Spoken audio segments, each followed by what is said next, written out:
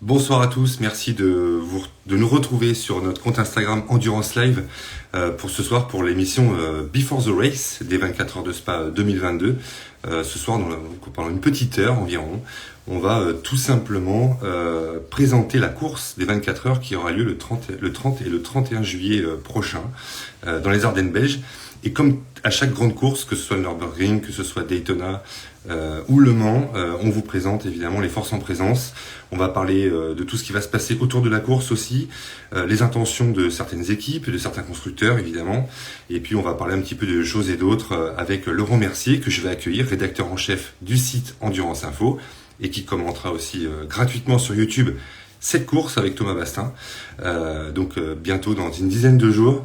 Donc on est très très heureux de le recevoir, donc Laurent Mercier. Et puis évidemment on va lire vos questions, vos réactions dans le chat.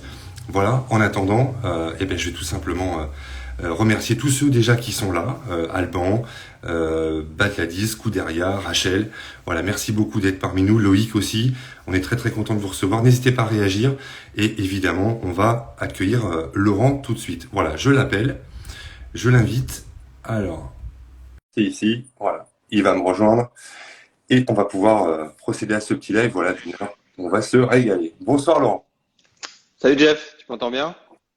Ouais, je t'entends super bien. Et toi, ça va? Écoute, ça va. Bon, la santé s'améliore? Moyen, moyen. Moyen, moyen. Ouais.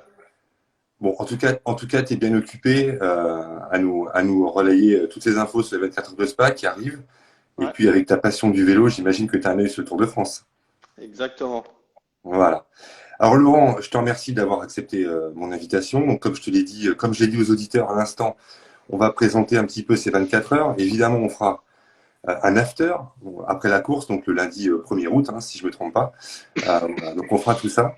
En attendant, Laurent va rentrer dans le vif du sujet. 74e édition des 24 heures de Spa dans une dizaine de jours. Une belle fête avec 66 GT3 en piste. Retour du public, une parade. Voilà, le retour à la normale, si je puis dire.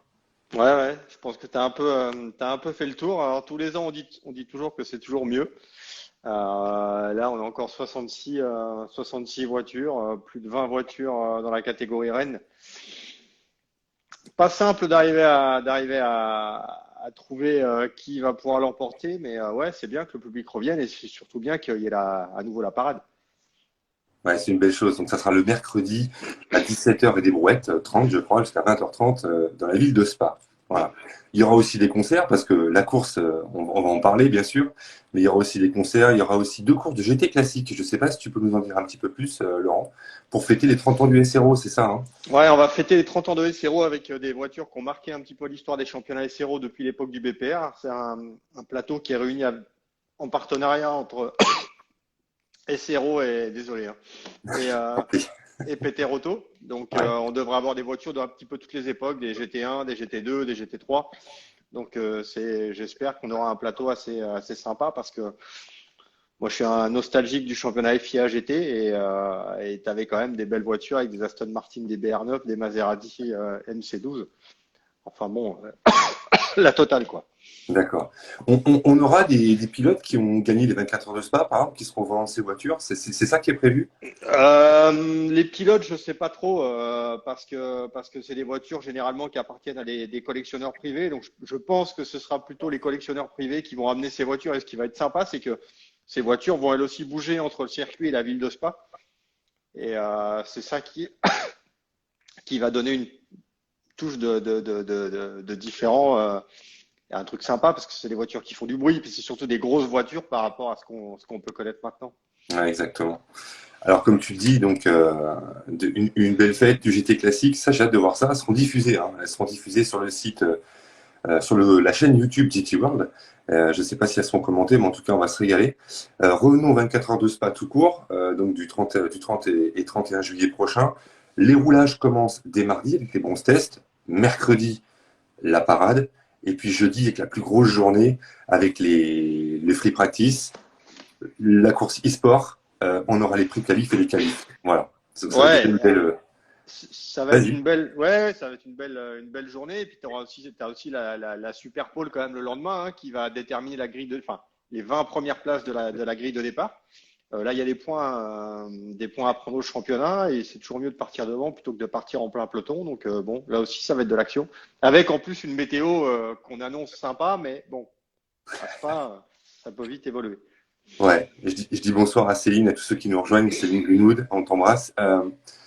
Tu es en train de me dire qu'il. Alors, pas de pronostic, hein, bien sûr, sur la météo, mais il se pourrait qu'il pleuve pas pour les 24 heures de Spa. Ça serait quand même dingue. On va Euh, s'ennuyer. il faut demander, il faut demander à mes amis belges, hein. Ouais, Je suis pas le roi de la météo à Spa. ouais. Tu connais un ami belge qui s'y connaît en météo? Non. Ouais, ça doit pouvoir se trouver. Ouais. Ça doit pouvoir se trouver. Initial Tibi, c'est ça? Par exemple, hein. Il a une grenouille qui est plutôt pas mal, bon, je vais me fier à lui pour savoir quelle météo il va faire à Spa-Francorchamps. Voilà.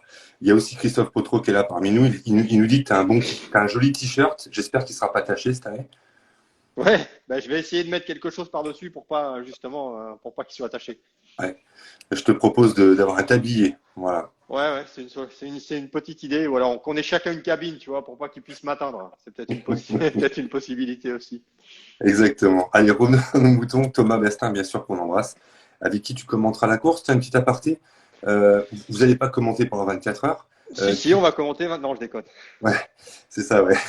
Si tu veux, hein. Moi, ça me dérange pas. Alors, pour être totalement honnête, on s'est dit il y a quelque temps avec Thomas qu'une année, alors évidemment, enfin, c'est pas quelque chose qui est possible parce on est plusieurs à commenter, mais c'est un challenge qui nous plairait bien en fait de commenter la course du départ à l'arrivée.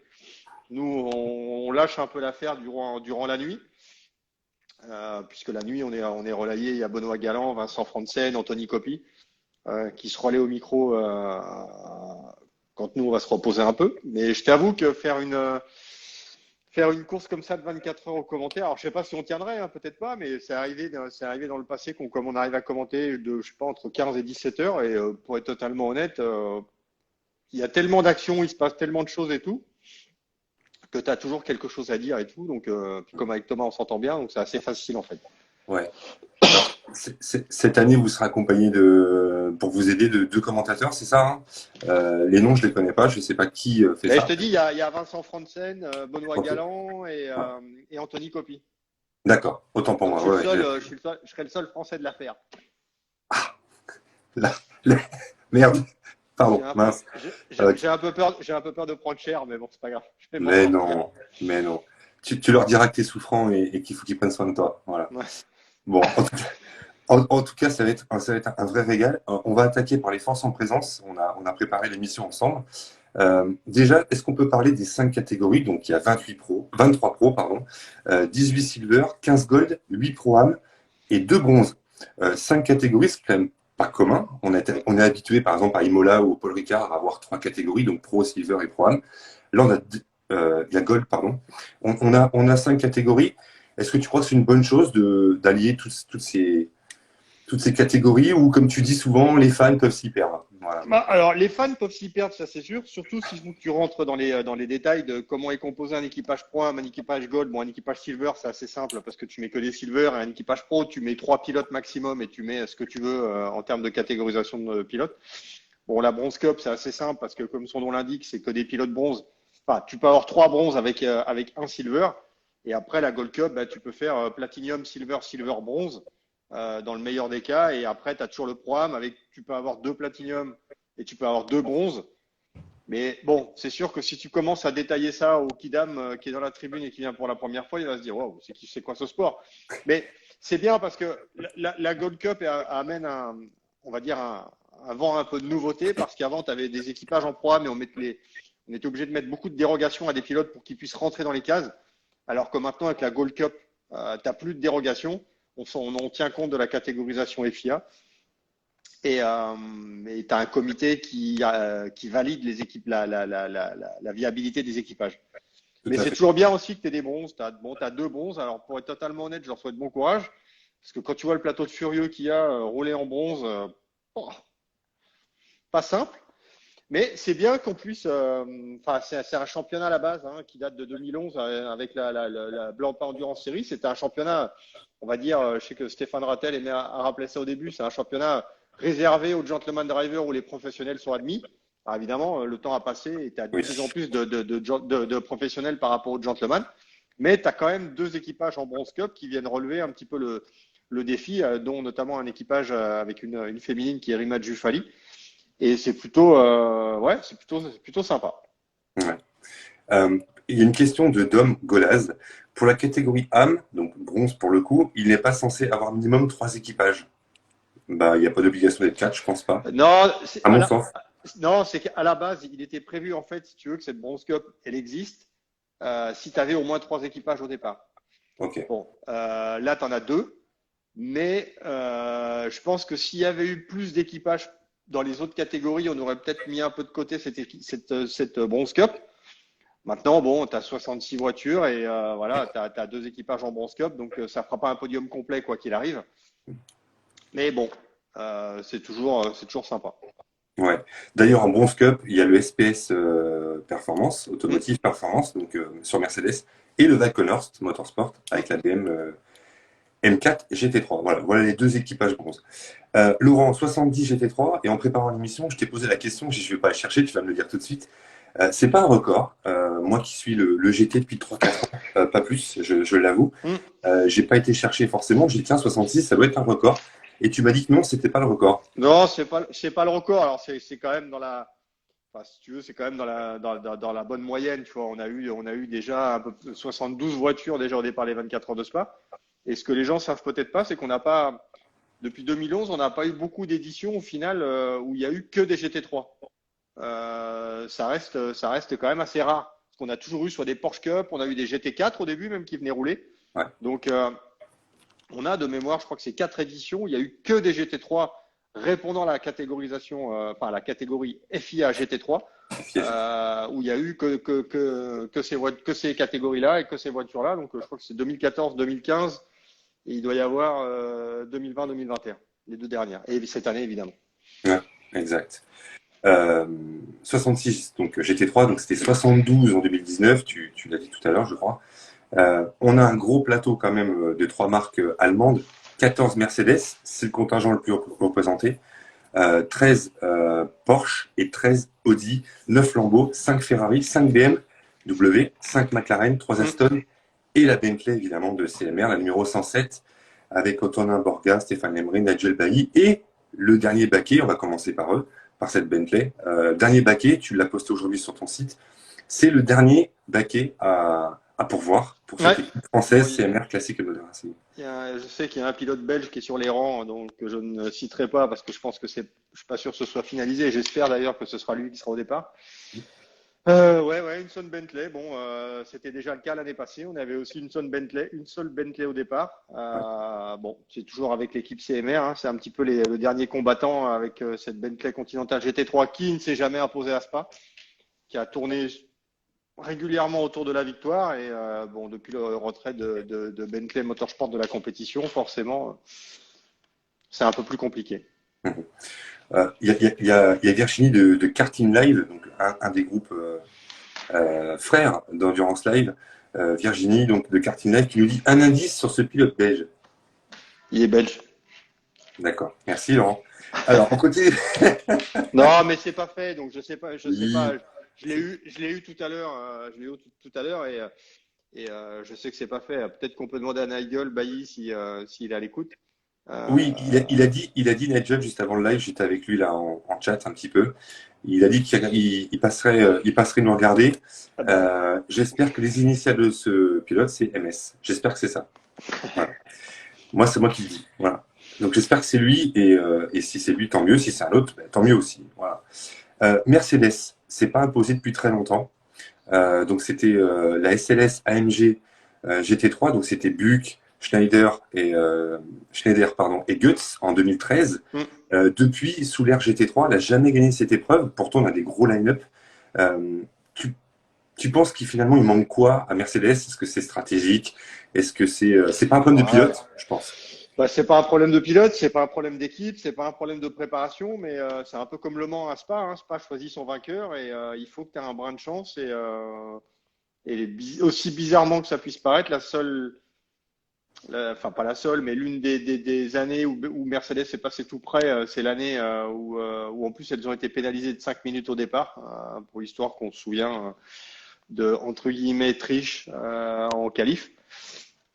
Mais depuis, Mercedes tourne en rond. T'as toujours le team de Jérôme Polican qui est proche de la victoire, mais il y a toujours un truc qui vient enrayer la machine. C'est la même chose avec HRT, c'était la même chose avec Black Falcon. T'as quand même beaucoup d'équipes, enfin, t'as pas mal d'équipes de pointe cette année. T'as aussi Groupe EM. Et pour la première année, on n'aura pas HRT avec une voiture en pro, ce qui est quand même rare. T'as aussi Get Speed qui vient cette année. Donc on est capé. C'est la marque la plus, comme tu l'as dit, la marque la plus représentée. Maintenant, bon, Spa reste Spa. C'est quand même assez étonnant que cette voiture qui s'est imposée partout dans le monde se soit pas encore imposée aux 24 heures de Spa, avec la seule victoire Mercedes depuis de l'ère GT3, c'est 2013 avec Black Falcon qui était venu en plus en renfort pour cette course, qui avait fait le Paul Ricard, je crois, avant en guise de préparation, qui était venu et qui avait raflé la mise. Et Spa, on a toujours eu un peu des contrastes, tu vois. On a une BMW M6 GT3 qui a jamais vraiment performé partout dans le championnat. Et au final, elle s'impose à Spa un petit peu à la surprise générale. Donc, on a toujours eu des up and down en termes de voiture. Alors je reviens, je fais une petite parenthèse parce qu'on est entre nous. On est entre nous, il y a Nigel qui nous dit, bah oui, bien sûr, avec qui je ferai son débrief de course sur Instagram aussi en live. Donc ne manquez pas ce rendez-vous, ça sera après le 1er août. Nigel nous dit, Maxime Soulet est en lice, on verra ce que Bentley va nous dire. 3 petits points. Voilà. Bon, ok. Bon, bah voilà, tu as la réponse. Voilà. Bah, c'est toujours sympa d'avoir la réponse en direct. Et Jean Glorieux, qu'on connaît bien aussi, est également en lice, pardon, à voir. Voilà, il y a 2 noms qui circulent, peut-être plus, je sais pas. En tout cas, c'est sympa. Merci Nigel pour ces petites infos. Acodis, c'est peut-être l'équipe, pour terminer avec Mercedes, qui ASP, bien sûr, l'équipe française, qui peut-être a le plus de potentiel pour remporter ce genre de course au général aujourd'hui. On sait que Marcello sera avec Gounon et Juncadella. C'est quand même pas mal, c'est quand même dur. Avec deux pôles positions, même si la pôle fait pas tout. 2 pôles positions ces dernières années pour le Suisse. Ouais, mais tu vois, il fait pas bon partir de la pole position à Spa si tu veux gagner, parce que je crois que depuis 2011, c'est arrivé une seule fois où la voiture qui partait en pole, je crois, 2014 de mémoire, où la voiture qui partait en pole s'est imposée. Donc, il vaut peut-être mieux partir un petit peu plus loin et essayer de rafler la mise, mais c'est sûr que à Cody, en plus, a le même équipage que l'année passée avec Jules, Daniel Juncadella et Lelo. Bon, après, tu as aussi Groupe EM qui est plutôt qui vient faire une pige, mais qui est plutôt pas mal avec Maro Engel, d'ailleurs Maxi Buch et Michael Grenier. Ouais. Et ça, c'est solide aussi.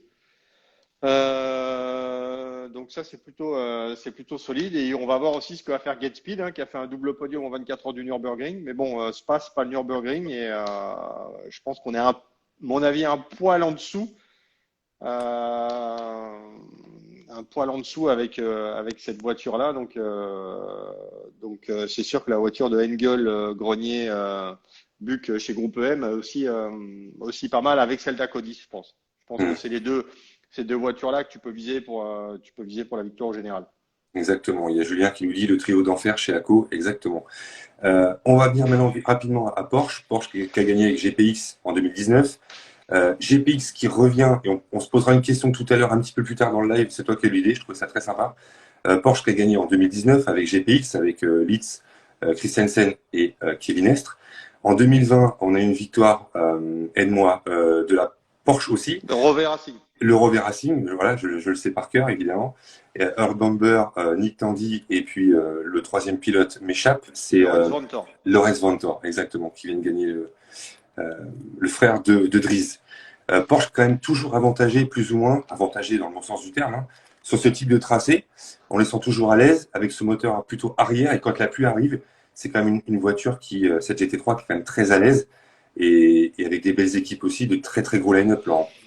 Ouais, alors là, pour la pluie, c'est toujours vrai, mais c'est moins vrai que ce que ça l'était en 2003, par exemple, quand Fressinger a gagné, qui était une petite NGT par rapport au gros GT1 de l'époque, où là, il y avait un vrai avantage. Mais bon, c'est sûr que du côté de Porsche, tu reviens avec de sérieuses ambitions. Je crois qu'il y en a 12, c'est ça au départ? Ouais, 13. 13. Bon, 13, ouais. Ok. Donc forcément, ça fait beaucoup. Tu as quand même des équipes qui viennent aussi un petit peu, on va dire, en one shot. Tu as KCMG. Bon, GPX Martini Racing, c'était prévu de faire l'Intercontinental, mais Le fait qu'on puisse pas rouler en pro à batteur, forcément, le team n'est pas venu. Mais bon, avec le même équipage qui a gagné en 2019, avec ART qui fait la partie technique de GPX Martini Racing, je me fais pas trop de soucis par rapport à leur niveau de compétitivité. Mais bon, attention aussi à KCMG, Ouais. qui a aussi un bon équipage, notamment avec Nick Tandy et Lorenz Vantore, hein, Et Denis Solsen, ouais.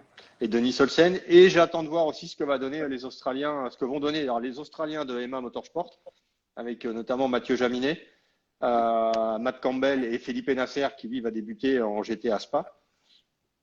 Bon après cet équipage-là se connaît bien hein, après avoir gagné à Daytona en début d'année avec une Porsche GT3R chez le FAF. Et puis Talksport aussi avec Julien Lower aussi. Ça s'est plutôt pas trop mal passé pour eux qui découvraient la Porsche en 24 heures de Nürburgring. Donc ça fait aussi partie des équipages Talksport WRT qui était en Mercedes l'année passée, qu'il faudra certainement aussi surveiller de près. Exactement. Et puis Audi, qui a tardé à donner ses intentions. Tu nous en as longuement parlé, enfin longuement, tu nous en as parlé lors de notre dernier talk, le talk 9 avec Alban notamment. Audi qui a 12 R8 LMS GT3 en lice. Audi qui l'année dernière part du fond gris, je parle de WRT, la 32 bien sûr, avec Van der Linde, Wirtz et Vantore, Dries pour le coup. C'est pas un peu la revanche finalement attendue face à Ferrari et aux autres bien sûr, parce qu'ils étaient capables de gagner à quelques minutes de la fin, la victoire leur tendait les bras. Et puis on a Audi Sport qui, comme tu le disais très bien dans tes colonnes, sur ton site internet, qui a tardé à donner ses intentions, puisqu'il y a un peu de flou, tu me disais ça. Bah, alors ses intentions, oui et non. Ce qu'on savait pas trop, c'est qu'elle allait être le support d'Audi Sport comme par les années passées. On est passé, je pense, je pense que depuis Zandvoort, depuis le meeting sprint de Zandvoort qui était fin juin, je pense que ça a dû changer 10 fois.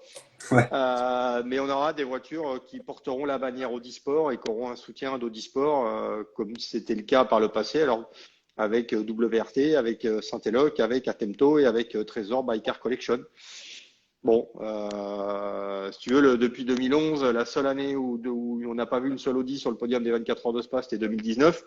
Le reste du temps, on les voit souvent aux avant-postes, mais ça fait quand même plusieurs années que Audi essaie de retrouver la plus haute marge du podium à Spa. Donc, est-ce que ce sera cette année? On a pu voir l'année passée avec les problèmes rencontrés avec l'Audi WRT, comme tu l'as dit, qui finit à 3 secondes, mais qui finit à 3 secondes et qui gagne pas. Bon, je pense qu'il y a une revanche à prendre et je pense que du côté notamment de Dries Vantore, celle-ci, il faudrait aller l'accrocher quand même parce que lui, c'est pareil, il a un petit peu gagné partout avec Audi ouais. et il lui manque quand même cette victoire en 24 heures de Spa, lui qui en plus est belge. Ouais, j'en ai parlé un petit peu avec lui au Paul Ricard et c'est vrai que c'est quelque chose qui, il a été très marqué par l'événement du Nürburgring qu'il a remporté il y a pas longtemps, fin mai, et c'est vraiment quelque chose qui, voilà, qui lui tient à cœur et on sent un point d'émotion quand même hein, dans ses propos quand il parle de ça en privé. C'est quelque chose qui, voilà, c'est cette année, ça sera une équipe durable, je pense. Bah, puis il a pas, on peut pas dire que Dries ait beaucoup de chance en plus à Spa-Francorchamps. Si on regarde ses statistiques quand même, il y a eu souvent, enfin souvent, il y a eu quand même beaucoup de petits soucis, de petits couacs qu'on fait que. Bon, l'année passée, ça se termine par une deuxième place, mais avec après le final qu'on connaît, donc le final que tout le monde se souvient. Oui, Mais bon, je pense que du côté de Dries Vantore, on va vouloir essayer de rajouter un petit peu plus de peps et sous pour essayer enfin de la gagner. exactement. Alors, 5 Audi sous la bannière Audi Sport. Donc, je répète, un Trésor by Car Collection, un Saint-Eloc, deux WRT et une Attento Racing. Voilà, c'était la question qu'on nous reposait à nouveau pour être très précis. Voilà. Ouais, et Et là, je te coupe, je t'en prie. la deuxième de WRT, c'est la voiture de Valentino Rossi, Voilà, de Fred exactement. Vervisch et de Nico Müller.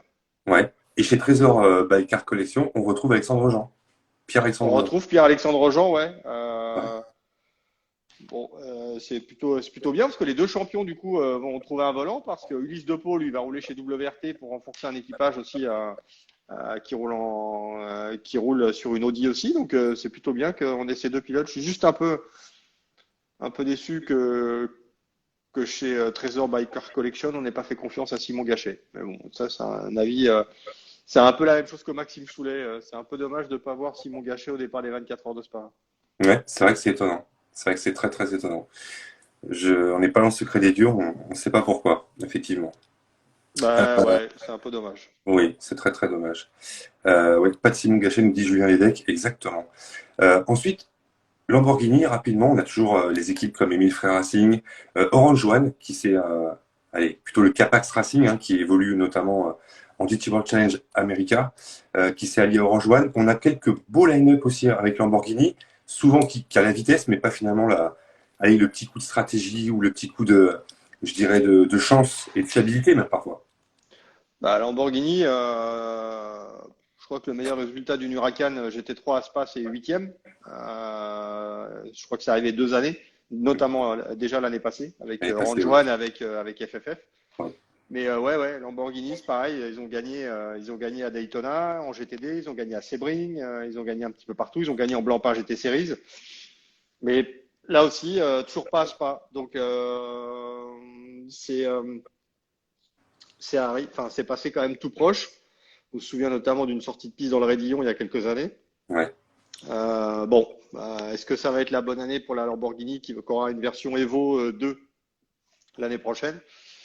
C'est tout le mal qu'on peut leur souhaiter. Donc là aussi, bon, t'as K-Pax, alors K-Pax qui est déjà venu à Spa, mais du temps de la Oui. Bentley, Ouais. il y a 2 ans. Mhm. Et bon, qui la connaît bien maintenant parce que K-Pax fait rouler cette Lamborghini en GT World Challenge America.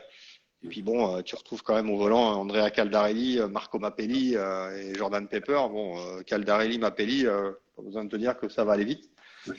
Et puis après, Émile Frey, je sais pas trop quoi en penser. Il y a beaucoup de moyens, mais pour l'instant, ça a un peu de mal à performer. Ouais, pourtant, tu as le line-up avec Jay Aitken, hein, qui a eu très chaud l'année dernière, qui était Ouais. gravement blessé après le début de la course l'an dernier, on s'en souvient tous. Bon, évidemment, il va beaucoup mieux, il a repris la compétition depuis longtemps. Mais ça reste des line-up quand même très solides. Hein. Bah, Aitken, Aitken, Costa, ouais, Bortolotti, si tu veux, ça va quand même très très vite, hein. ouais, c'est ça. Mais la voiture aussi d'Arthur Rougier, Léo Roussel et Giacomo Altoe, je crois. Ouais, c'est ça. Donc là aussi, ça va vite. Mais je te dis, pour l'instant, Émile Frey, c'est compliqué. Ça marche. Un petit tour sur BMW, pardon, qui arrive avec sa M4, hein, GT3, dernier cru. On a vu que ça a plutôt pas mal marché au Nürburgring, on a vu que ça marche pas mal aussi des fois aux États-Unis, en IMSA notamment, euh, puisque l'IMSA s'est mis au GT3 en GTD Pro et GTD. Voilà, on a cinq équipes en pro. On a surtout le Rover Racing qui a gagné avec Porsche en 2020. On peut s'attendre quand même à avoir une voiture, certes, qui est homologuée, qui est pas totalement, je dirais, éprouvée, mais ça reste quand même, pour moi, un outsider, BM, pour moi. Un outsider parce que le Rover, c'est quand même costaud et il y a les juniors qui sont là sur la numéro 50. Bah, Rové, c'est costaud. Ils ont la particularité d'avoir gagné en 4 semaines les 24 heures de Nürburgring avec BMW en 2020 et après les 24 heures de Spa avec Porsche. Et ils ont gagné aussi plutôt aussi avec la M6. Donc, ouais. Le problème de la BM pour l'instant, ça va être de savoir si elle sera fiable ou pas. C'est ça, c'est ça. Et on a vu qu'au Nürburgring, ça s'est pas forcément super bien passé, qu'au Daytona, ça a été compliqué. Après, c'est monté en puissance, ça va mieux. Mais Spa est tellement spécifique, on va voir. BMW a toujours été à l'aise à Spa, donc est-ce que ce sera aussi le cas cette année avec la M4 GT3? C'est pas une marque que tu peux balayer d'un coup de revers. Et la voiture, comme tu l'as dit, la voiture, tu as quand même une voiture avec des jeunes pilotes avec Harper, Max S et Nel Verhagen qui sont pas forcément les plus connus, mais quand tu vois le boulot qu'ils font sur la Nordschleife Ouais, notamment, ouais, c'est vrai. c'est quand même plutôt pas mal. Donc même si on n'a pas affaire à 3 pilotes connus, il faudra peut-être s'en méfier aussi. Ouais. Exactement. Pareil, hein, pour les avoir rencontrés, ils sont au Paul Ricard encore une fois, ils sont très sympas, très accessibles. Ils nous ont dit voilà qu'ils avaient de grosses ambitions pour ces 24 heures de Spa et qu'il faudrait compter sur eux et que la voiture se développe bien et qu'ils sont de plus en plus à l'aise avec. Voilà, en tout cas en termes de réglage et de gestion des pneus aussi. Il nous reste une marque principalement, McLaren, qui l'année dernière a fait une jolie 7e place avec le Jota, tout simplement. Elle est magnifique, la McLaren verte, la 720S. Jota d'ailleurs qui sera en LMDH bientôt. Jota, je trouve que McLaren a beaucoup progressé ces dernières années. C'est une voiture qui est de plus en plus fiable, qui peut être rapide. Euh, Est-ce qu'on peut revoir, encore une fois, cette McLaren? C'est pas un prono que je te demande, hein. C'est une voiture qui est quand même maintenant assez fiable et qui montre de belles capacités, même sur ce circuit qui est quand même atypique. Ouais, ouais, ouais. Écoute, McLaren est souvent aussi. Ça a pas été la marque la plus représentée généralement. Donc évidemment, pour gagner, c'est un peu plus compliqué. Et je crois que le meilleur résultat d'une McLaren, c'est justement l'année passée avec Jota qui a dû finir septième. Bon, c'est certainement sur cette McLaren-là que tous les espoirs vont reposer. Moi, je voulais faire un petit focus sur Aston Martin. On a vu Beach Dean, le marchand de glace anglais, faire une très bonne performance à Imola, pendant les 3 heures d'Imola en début de saison, puisqu'Imola a remplacé Monza en début de saison, donc début de saison de cette Endurance Cup. Mm. C'est Sorensen, Niki Team, le troisième, mais ça m'échappe, mais c'est quand même un très très gros line-up. Je vois un petit peu Aston Martin, cette équipe qui pourrait quand même, au même titre que d'autres, hein, amener sa pierre à l'édifice parce que c'est quand même du très lourd, ça peut aller aussi très très vite, même si Aston finalement c'est pas forcément la marque qu'on attend à Spa, hein, tout simplement, on attend plutôt les Allemands là.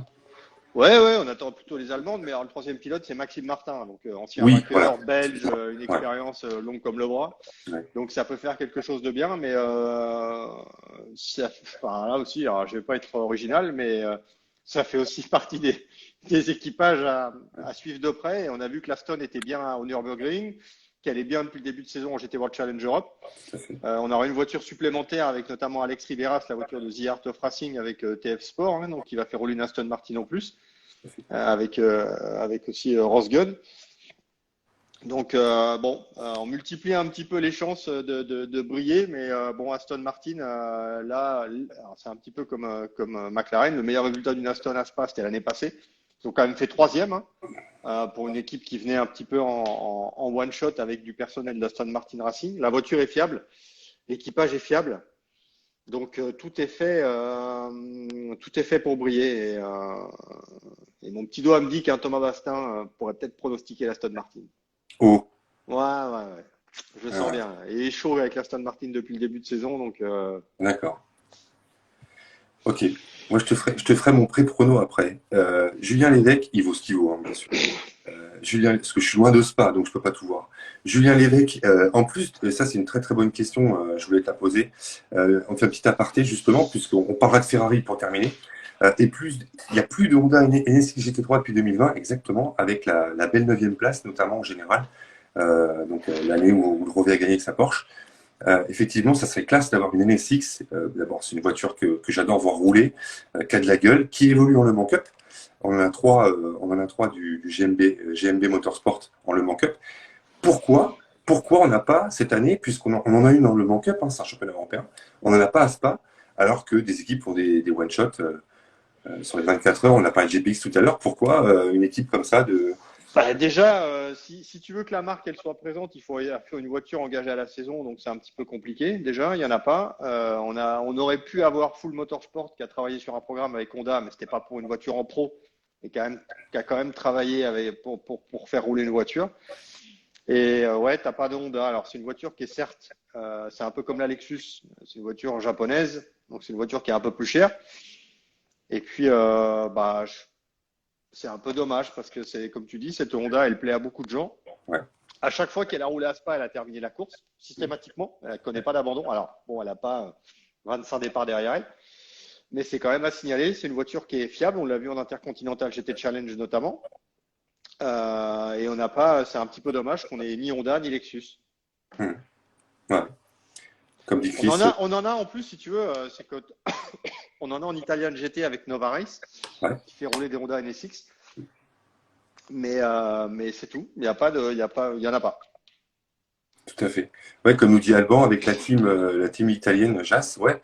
Mais bon, quand tu les as, j'insiste, hein, je suis lourd, mais quand tu les as en Le Mans Cup, compétition européenne, il y en a trois. Pourquoi ne pas en avoir une seule? Enfin, Mais le coup, il est pas su. non, mais Ouais. GMB Motorsport, pour moi, ils sont très bons.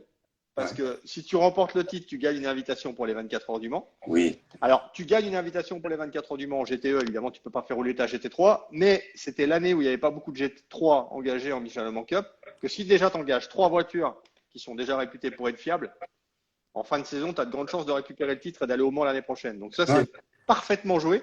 Tout à fait. Mais ça coûte de toute façon forcément moins cher d'aller faire la Michelin Le Mans Cup aussi que d'aller faire le GT World Challenge qui comprend une course de 24 heures. Et le but de GMB Motorsport est d'aller aux 24 heures du Mans avec la Honda NSX en 2024. Bon, ça va peut-être être possible en 2023, mais pas avec la Honda, mais il faudra louer une autre voiture. Mais je suis assez d'accord.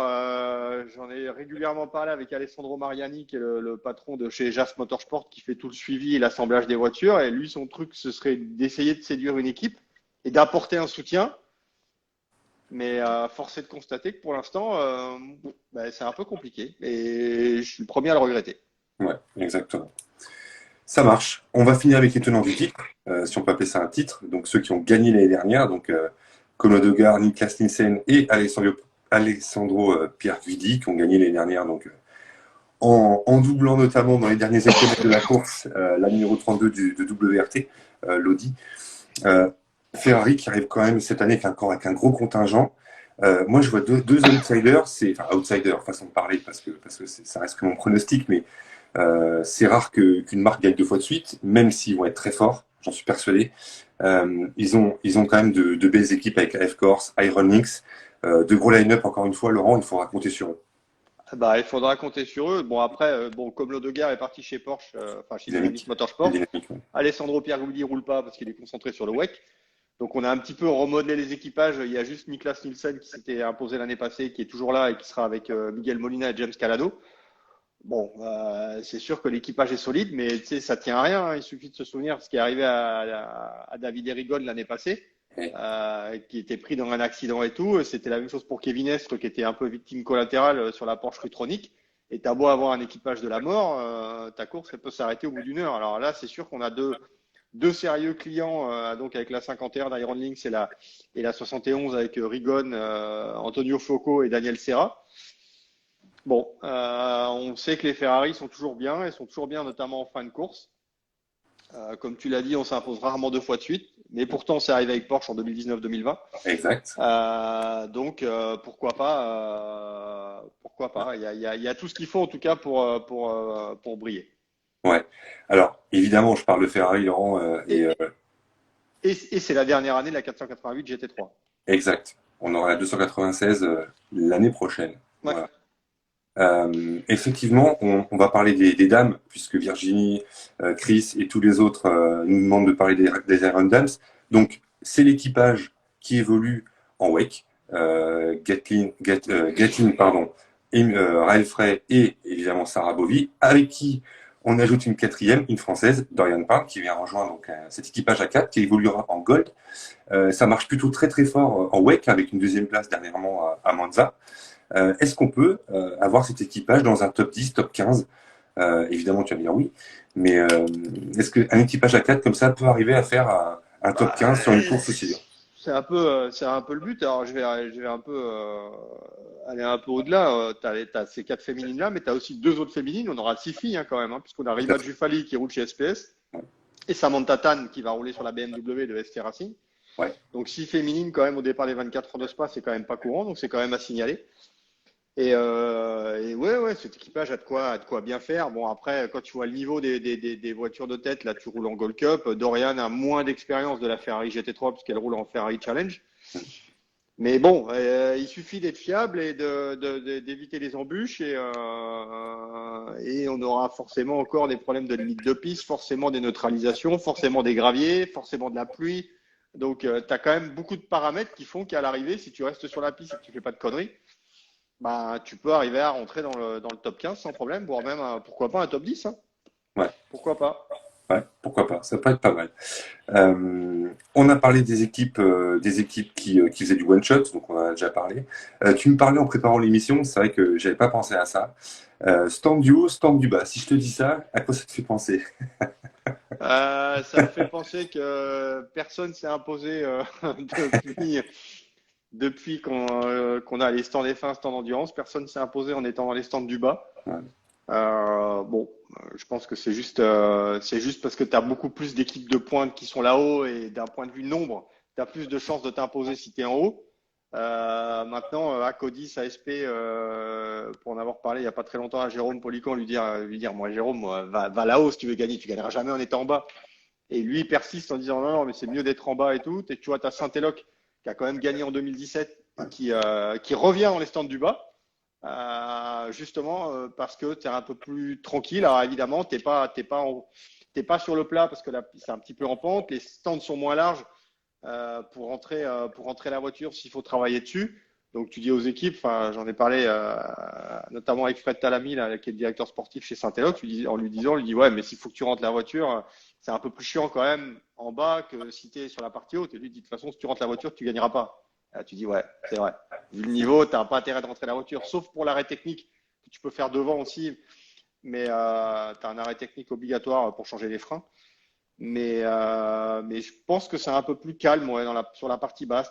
Tu peux avoir un stand pour la voiture, un stand pour les ingénieurs, un stand pour les pièces.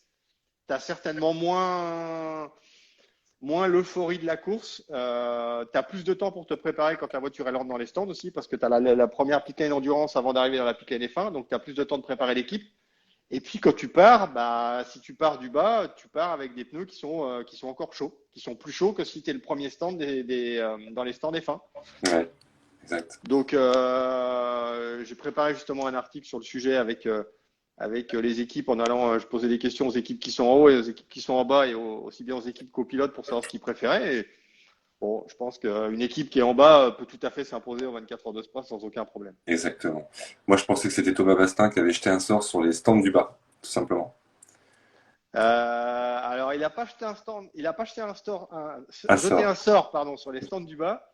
Mais j'ai retrouvé des photos qui sont sur une clé USB que je vais publier bientôt. En fait, la première année que je suis allé aux 24 heures de Spa, c'était 2003. C'est l'année où la Porsche Pressinger gagne. Et bon, j'étais pas journaliste, hein. C'était la première fois que j'allais à Spa. C'était déjà la première fois que j'allais voir une course hors de France déjà, donc c'est déjà exceptionnel. Et c'est l'arrivée, la Porsche gagne. J'ai les trois pilotes qui sont devant moi, donc il y avait Romain Dumas, Stéphane Ortelli et Marc Lieb. Et il y a un mec qui est à côté que je ne connais pas ni d'Adam ni d'Eve, et c'est Thomas Bastin. D'accord. Ah, Voilà. tu vois? Et je le connaissais pas et je l'ai connu 10 ans après.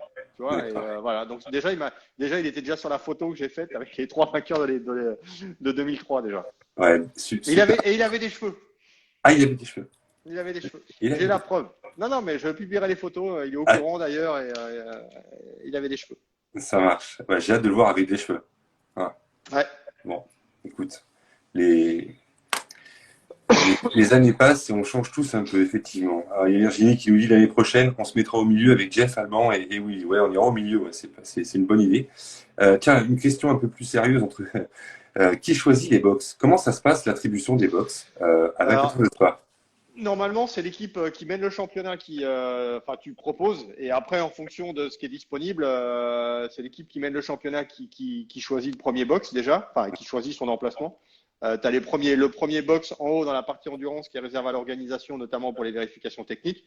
Et par exemple, tu prends WRT, eux, ils ont toujours les derniers box de la partie endurance Mhm. parce que ils ont depuis le début, depuis 2011, ils sont sponsorisés par Total et la loge Total est juste au-dessus des box WRT.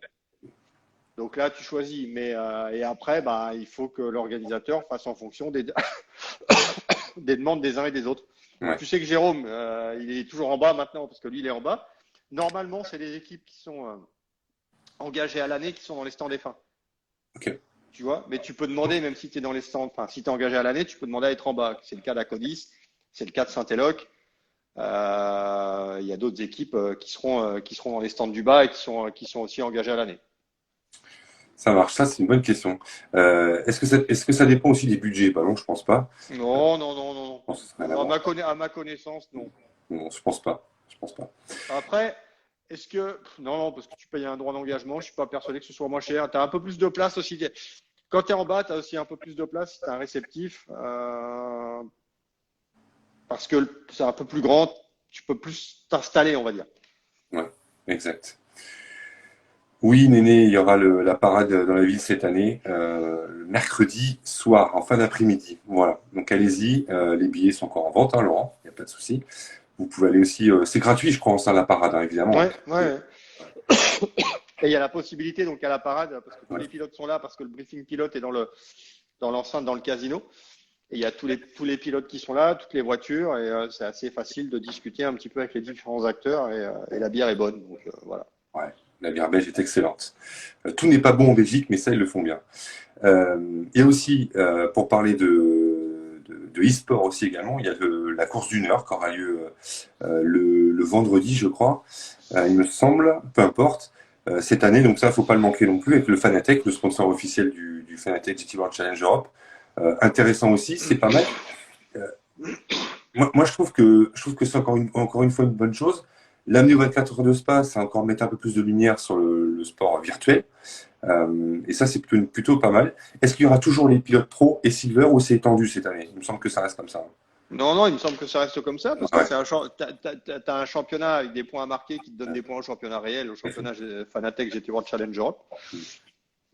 Bon, après, on n'aime pas. Moi, c'est pas un endroit où je vais passer beaucoup de temps. Maintenant, ça a le mérite d'exister, et si ça peut permettre de rapprocher les deux mondes, moi, ça me dérange pas. Mais là aussi, d'ailleurs, j'ai retrouvé des photos des 24 heures de Spa. Je crois que c'était 2004 ou 2005, où il y avait déjà une espèce de grande tente avec des simulateurs à l'intérieur. Et quand tu vois l'évolution des simulateurs et tout, et même pour être totalement honnête, à cette époque-là, j'avais même pris en photo le socle pour le simulateur pour essayer d'en faire un, pour que moi-même j'en ai un. J'avais pris sous toutes les coutures et tout, et j'ai retrouvé les photos. Et là, je dis, oh merde, quand tu vois comment c'était fait, parce qu'on avait le jeu qui s'appelait GTR, qui était le jeu officiel du FIA GT, ouais, qui sponsorisait d'ailleurs une Chrysler Viper à cette époque-là avec Svan Racing. Et quand tu vois maintenant ce qui est devenu la simulation, tu dis waouh, ça, c'est deux mondes totalement différents. ouais, c'est clair, c'est bien. En tout cas, cette année, ça compte toujours au championnat, avec un peu plus de points, hein. C'est 5, 4, 3, 2, 1. Ouais. Les 5 premiers marquent des points. Et les points sont attribués non pas aux pilotes, mais aux équipes. Voilà, faut bien le préciser. Voilà. J'avais une petite blague, on va dire ça comme ça. Christophe, il me dit quelle auto Laurent va prendre pour aller à la parade. Je sais pas, tu vas en vélo, Laurent, à la parade. Non, j'y vais pas en vélo. Non, la Comment ça, tu vas voiture. pas en vélo? Non, non, j'y vais pas en vélo. J'ai hésité à l'emmener, mais là, c'est pas le bon moment pour l'emmener, donc Ouais, il va rester là. exactement. Quelle voiture? J'en ai aucune idée. On verra Ouais, ça la semaine prochaine. ouais. Je pense qu'on devrait ouvrir un convoi, donc avec une marque. Est-ce que ce sera Audi? Est-ce que ce sera, je sais pas.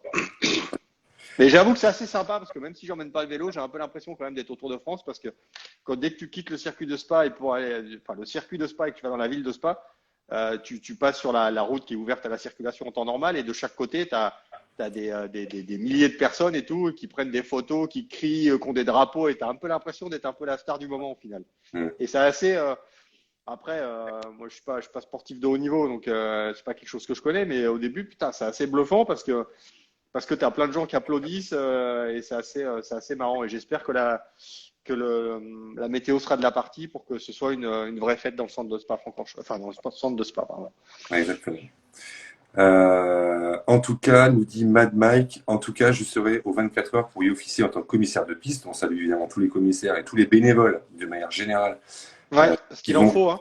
Et ouais, Il faut des commissaires et les 24 heures de Spa, enfin comme les 24 heures du Mans ou toutes les courses de 24 heures, c'est pas simple, hein, encore plus à Spa avec les changements de météo.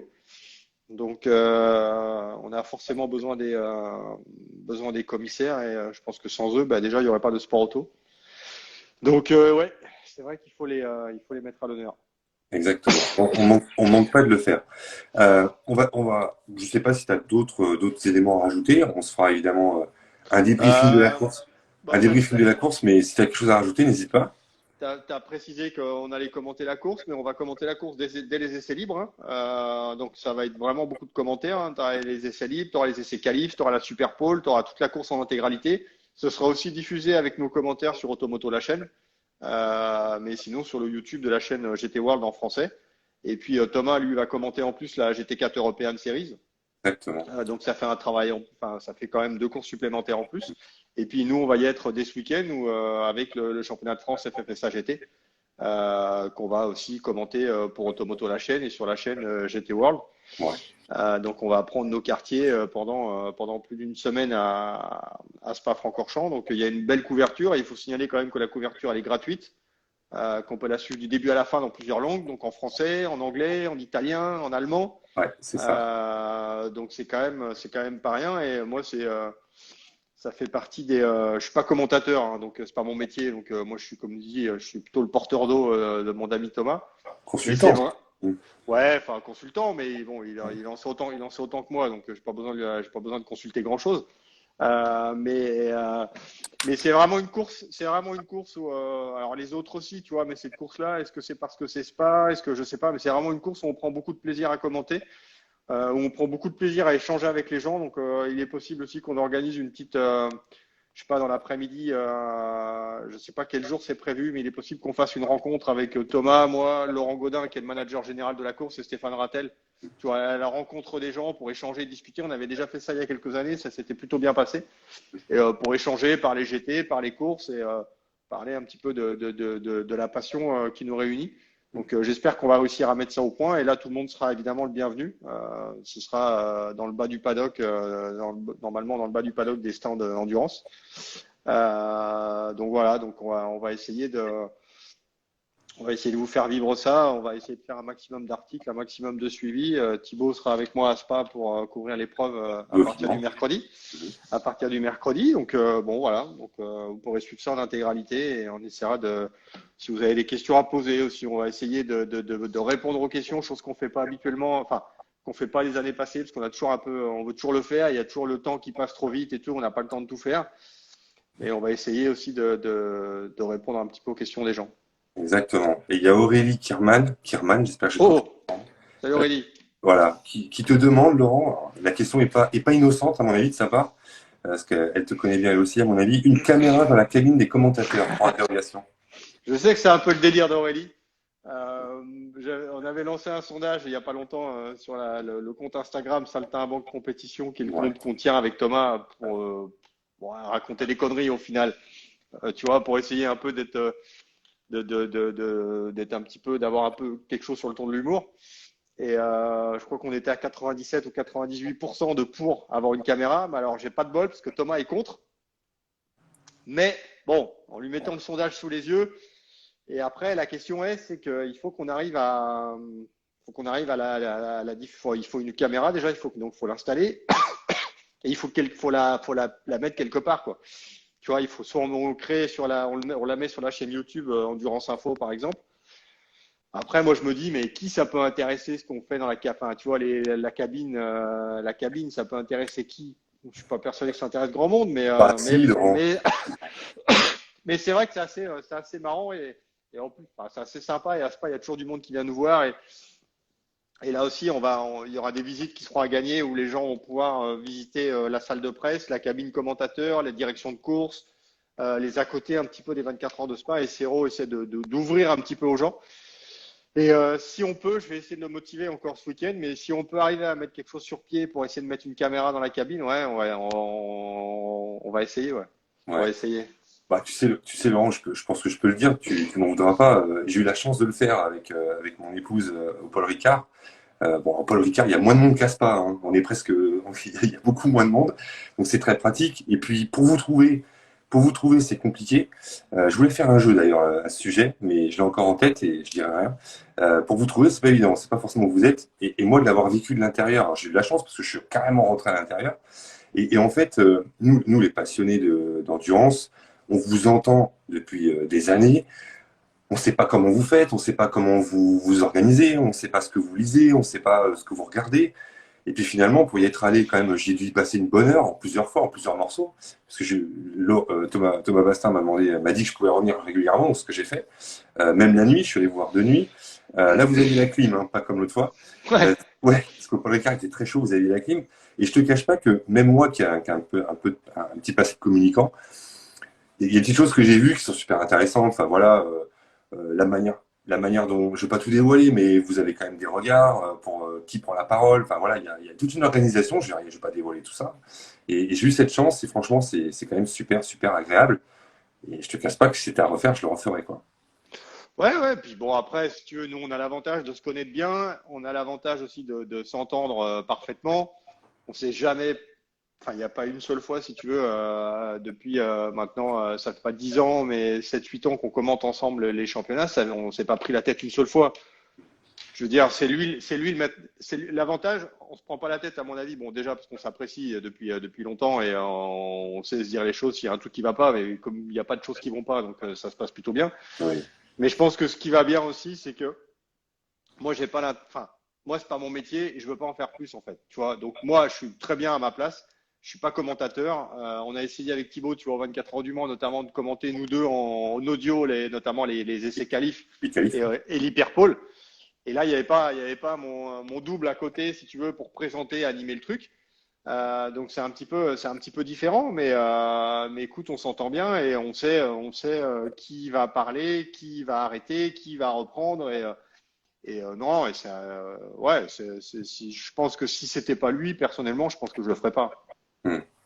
Mais en tout cas, j'espère que vous le ferez parce que ça peut faire des bons bêtisiers, comme dit Alban. Effectivement, il y a de quoi. Mais Mais pas disons, que, mais pas que. disons que depuis le début de l'année, ouais, entre les problèmes à Imola et quelques problèmes au Paul Ricard, et enfin, ouais, il y a souvent eu il y a eu Misano aussi, Misano, enfin, il se passe souvent des trucs, en fait, il se passe souvent des trucs au final dans cette cabine, et bon, voilà, donc c'est pas Pourtant, du tout prévu, mais bon, voilà. bon, à voir. En tout cas, dis-lui que nous, on est très fans. Je lui enverrai un petit message d'ailleurs. Et on le salue à nouveau. Il part pour 12 jours de périple, Thomas, lui aussi. Mm. Où ça va être intense, comme tu le disais, avec la SRO Speed Week ce week-end, le GT2 European Series, le championnat de France FFSA GT, et la semaine prochaine, le GT4 Europe avec les 24 heures de Spa. On va pas s'ennuyer, on va se régaler. Voilà. J'ai, allez, la dernière question avant de conclure ce petit live, Laurent. Euh, on nous pose une question toute simple, je vais te le dire. C'est Julien Lévesque. Si tu devais désigner ton équipe favorite, Laurent, qui serait susceptible de gagner ces 24 heures de Spa, comme ça, c'est pas ton prono, c'est avec ce qu'on sait aujourd'hui, on n'a pas vu les qualifs, on n'a pas vu les pré-qualifs, on a vu que des tests qui ne veulent pas dire grand-chose, qui ont lieu mi-juin. Si tu devais sortir une équipe du lot, Franchement, impossible, je sais, mais pas violence. je peux, enfin, franchement, je peux pas. Ouais, On va essayer de faire d'ailleurs ouais, je sais. un concours de pronostics et on va essayer de faire d'ailleurs une vidéo avec Thomas pour expliquer en fait comment est-ce qu'on pourrait faire un bon pronostic. Donc je pense que ça va pas être triste. Mm. Donc on va essayer de faire ça en début de semaine ou ce week-end, je sais pas. On va prendre chacun la liste des engagés et on va regarder un petit peu pourquoi on prendrait cette équipe-là et pourquoi on mettrait pas cette équipe-là, pourquoi on prendrait celui-là, pas celui-là. On va essayer de faire quelque chose, mais aujourd'hui, te sortir une équipe, C'est impossible. bah, je peux pas t'en sortir. Pourquoi je te sortirais plus à Codis que Saint-Éloque ou Groupe EM ou GPX Martini Racing ou KCMG ou EMA Motorsport ou enfin tu vois ou WRT. Bah, c'est le but du chrono, hein. C'est le C'est but le du but. chrono. Mais c'est pour ça qu'on se marre avec nos pronostics. Mais c'est qu'une histoire de cul en fait. C'est qu'une histoire de cul parce que Je tu as pense. tellement de gens qui peuvent gagner que nous, on fait généralement, on s'arrange pour faire un top 10. Donc tu fais un top 10 et à la fin, on voit le nombre de voitures qui restent dans le top 10. Et en final, c'est une part de chance. C'est un peu différent, tu vois. En ce moment, j'essaie aussi de jouer pour m'amuser avec un ami sur le Tour de France, sur les étapes. C'est un peu différent parce que sur une Ouais. étape de montagne, tu vas pas jouer un sprinter. Donc tu peux déjà éliminer plein de monde. Alors là, tu vas me dire, oui, tu peux éliminer tous les équipages Silver, les équipages Gold, les équipages Pro-Am, les équipages AM. Ok, certes. Mais à côté de ça, vu que c'est pas un sport individuel, c'est un peu plus compliqué à trouver, quoi. Et puis, comme dit Virginie, tu vas pas balancer tes chouchous. On en a tous un peu. On en a tous un peu, faut se l'avouer. Donc, Bah, moi d'affinité. les chouchous, oui, on a des affinités. Ah, c'est une expression, alors, bien sûr. Non, non, non, mais Virginie, elle a raison. C'est vrai qu'on a des affinités parce que moi, j'ai des amis pilotes, j'ai des amis qui dirigent des équipes.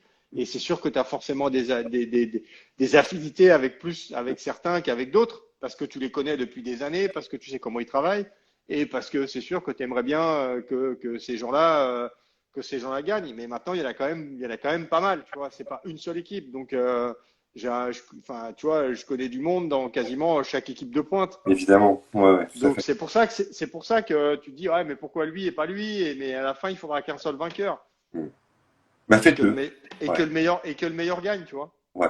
C'est quand même plus simple de faire un petit pronostic. Encore une fois, ça reste qu'un prono.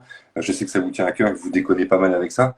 J'arrête pas de tourner la tête parce que j'ai une abeille, une guêpe dans la pièce. C'est un peu chiant. C'est la deuxième fois que ça m'arrive sur un live, c'est pas simple. Déjà, après la Super Bowl, on a quand même une vision des équipes qui vont vite, qui sont à l'aise. Et qui... un petit peu quand même. Un petit peu quand même. Super Bowl, t'as 20 Allez, voitures. Oui. T'as 20 voitures. Il suffit que tu fasses une track limite.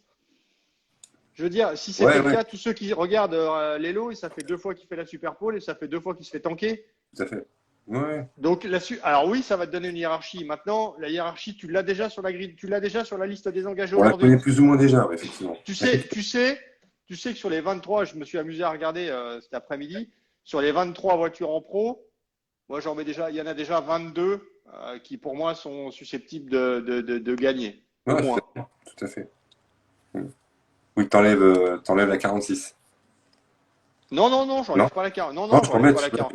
Non, j'enlève pas. Alors oui, si tu veux, parce que tu peux enlever, parce qu'il y a Valentino Rossi. Maintenant, Valentino Rossi, ça dépend des conditions dans lesquelles tu fais rouler. Bon, après.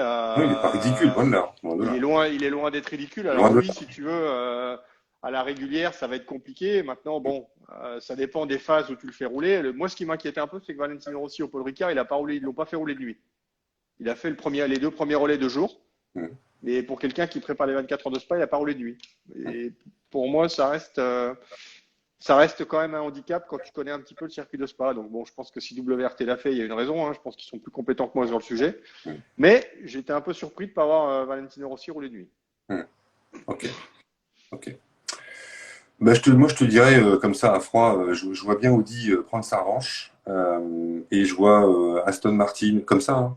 Aston et BM en outsider, évidemment, avec Ferrari qui est là aussi derrière. Je vois une Audi gagner. Mais t'es pas hors du coup. Et j'ai dit qu'une Audi, hein, j'ai pas dit le numéro de la voiture, j'ai pas dit qui. Je vois Audi gagner cette année, ouais. T'es pas hors du coup pour gagner, mais je suis incapable de te dire qui. Qui on sait pas. On verra. Pourquoi Audi, pas Aston Martin? Pourquoi pas Mercedes? Pourquoi pas Porsche? Pourquoi pas BM? Pourquoi pas Ferrari? Et, quand tu as dit ça, bon, McLaren, ça me semble un peu plus compliqué parce que déjà il y en a moins. Lamborghini aussi qui veut essayer d'en accrocher une avec cette fichue Huracan qui pour l'instant tourne autour mais n'arrive jamais à la mettre au fond. Donc bon.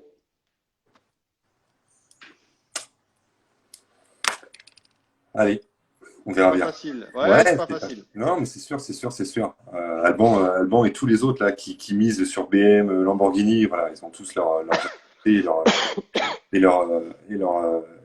comment dire par rapport aux performances de chacun. C'est sûr que c'est pas évident. En tout cas, Laurent, je te remercie énormément d'être venu sur ce live, d'avoir répondu à mon invitation. C'est encore une fois régalé. On aura sûrement beaucoup plus de choses à dire le 1er août. Alors, ce sera sûrement sur Facebook et YouTube en simultané, comme d'habitude. Là, c'est parce que Willy est en vacances, on le salue d'ailleurs, et donc il peut pas streamer. Voilà pourquoi on l'a fait sur Insta. En tout cas, voilà, on s'est régalé. J'espère qu'on va avoir une très très belle course. Passe le bonjour à Thomas, à toute l'équipe du GT World Challenge. Donc, c'est gratuit sur YouTube, sur Automoto la chaîne aussi. On va se régaler et puis on se donne rendez-vous très très vite. N'hésitez pas à suivre aussi toute l'actu, toutes les infos sur le site internet de Laurent, que vous connaissez tous maintenant, Endurance Info. Je me suis réabonné, Laurent, parce que j'ai eu un mail. Ah putain, je suis plus abonné, j'ai eu peur. Je me suis réabonné tout de suite. C'est toujours 10 euros, 15 euros par an, je sais plus. C'est toujours 10 euros par an, mais ça ne saurait tarder. Ça devrait augmenter parce qu'on va multiplier le contenu premium. Donc, si vous voulez vous abonner à 10 euros par an, c'est maintenant quasiment notre plus grosse source de revenus. Donc pour que ça continue, il faut que les gens s'abonnent au maximum. Voilà, ça revient à 2 euros par mois, en grosso modo. 2 euros, non, 1 euro quelque chose. C'est pas beaucoup, c'est vraiment bien. Il y a des super contenus. N'hésitez pas, 10 euros par mois et vous serez content. Par an. Putain, à chaque fois je dis par mois, c'est dingue ça. Mais tu peux donner par mois si tu veux, t'inquiète. Ouais, 10 euros par mois, ça serait pas volé. Je ne cache pas. Merci beaucoup pour tous vos commentaires. Vos réactions dans le chat, ça n'a pas arrêté, ça a bien défilé, il y a pas mal de monde, c'est vraiment sympa. Laurent, je te souhaite des bonnes 24 heures de spa. Soigne-toi bien, fais pas trop de vélo, et puis je te laisse conclure, comme d'habitude. Eh ben, suivez la course. Si vous ne pouvez pas vous rendre à Spa-Francorchamps et que vous aimez les courses de GT, franchement, suivez la course à nos côtés. Ça va être encore une belle édition avec plein de paramètres, hein, comme je disais au début, hein, la météo, les track limits, les graviers sur la piste, enfin, les pénalités, il va se passer plein de choses. Et quand on voit le plateau, ça reste la plus grande course GT au monde, hein, quoi qu'on en dise, parce que là, on a une seule catégorie, ce qui est rare et ce qui n'est pas le cas dans les autres courses d'endurance. On a plein de catégories. Donc, personnellement, ça va être mes 20e 24 heures de Spa consécutives. Et c'est à chaque fois un plaisir. J'ai essayé de remonter le temps d'ailleurs et de préparer un article sur mes 20 ans, enfin mes 19, 24 heures de Spa. Et personnellement, c'est vraiment une course qui moi me tient à cœur. Déjà parce que j'y suis bien, déjà parce que les gens sont sympas, parce que je sais pas, c'est différent. Donc bon, voilà. Donc franchement, si vous pouvez pas venir, suivez la course gratuit, c'est en intégralité, et vous ne vous ennuierez pas. Et vous devez vous abonner au compte Instagram Endurance Live, bien sûr, mais surtout Saltimbanque Compétition. Oui, parce qu'on va essayer de faire des trucs avec Thomas. On va essayer de mettre un peu de contenu. C'est un compte un peu satirique, satirique et tout. Donc on va essayer de mettre quelques vidéos. On va essayer de faire quelques petits trucs et tout. Donc abonnez-vous. Ça vous fera pas gagner de points en retraite. Non. Mais ça permet de passer de bons moments. Oui, Virginie, je vais vous taguer. Je vais taguer le compte Instagram. Je vais le taguer dans la description de cette vidéo. Saltimbanque-bas compétition. Tiré du 8, tiré bas, comme on veut, compétition. Exactement. Saltimbanque compétition. Je vais mettre le lien, enfin le hashtag, le arrobas, pardon. Je vais le mettre en description de la vidéo. Voilà. Merci mille fois, Laurent. À très très vite. Merci à vous. On va se régaler et à très très bientôt, notamment dès ce week-end avec le championnat de France FFSA GT dans les Ardennes belges. Voilà. Bonsoir à tous. Merci, Jeff. Je t'en prie, Laurent, avec grand plaisir. Ciao. À très bientôt. Merci. Ciao.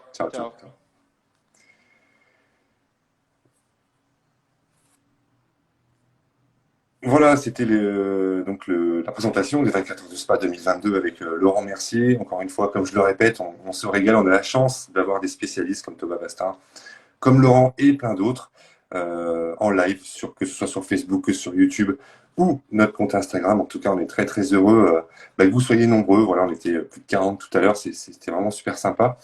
N'hésitez pas à commenter, à partager aussi cette vidéo qui sera disponible évidemment dans la série de nos vidéos sur ce compte. Et puis on va la mettre en story aussi. Et puis n'hésitez pas à suivre aussi Kart in Live, Virginie à son compte Instagram Kart in Live, Facebook aussi. Et puis Formula Racing Live, le groupe de Willy sur la Formule 1. Voilà, le Grand Prix de France ce week-end, n'hésitez pas. Plein de contenu sur nos 3 groupes, Kart in Live, Endurance Live et Formula Racing Live. Voilà, je vous remercie beaucoup de votre fidélité.